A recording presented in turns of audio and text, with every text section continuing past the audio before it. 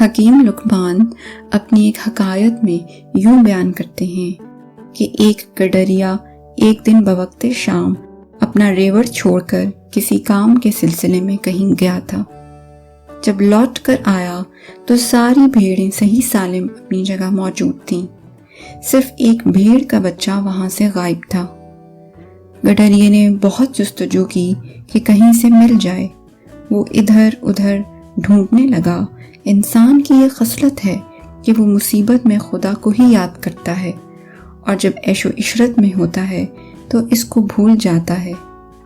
جب بچے کے ملنے کی امید نہ رہی تو اس نے اللہ تعالیٰ سے دعا کی اور سجدہ ریز ہو گیا اور کہا، اے خدا، تیری قسم کچھ مشکل نہیں کہ تو مجھے اس چور کی صورت دکھا دے۔ وہ مجھے اگر کہیں مل گیا تو میں اس کو ایسا مزہ چکھاؤں گا کہ وہ ہمیشہ یاد رکھے گا۔ اس نے یہ نظر مانی کہ اگر بھیڑ کا بچہ مل گیا یا چور ملا تو تیرے نام پہ ایک مرغ ذبح کروں گا۔ گڈریے کی دعا قبول ہو گئی۔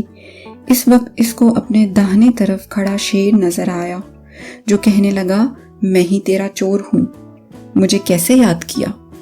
جب دشمن کو گڈریے نے سامنے دیکھا تو ڈر کے مارے کانپنے لگا۔ جب کوئی بھی تدبیر نہ سوجی تو اس نے اللہ تعالیٰ سے پھر دعا کی، الہی تو رحمان و غفار ہے، تو مشکل وقت میں معاون ہے۔ اگر یہ دشمن شیر یہاں سے ٹل گیا اور میری جان سلامت ہوئی تو میں پورا ریوڑ تمہاری نظر کروں گا۔ اس حکایت سے ہمیں یہ سبق ملتا ہے کہ اگر دعا قبول نہ ہو تو ہرگز غمزدہ نہیں ہونا چاہیے۔ خدا کے خزانوں میں کچھ کمی نہیں ہے۔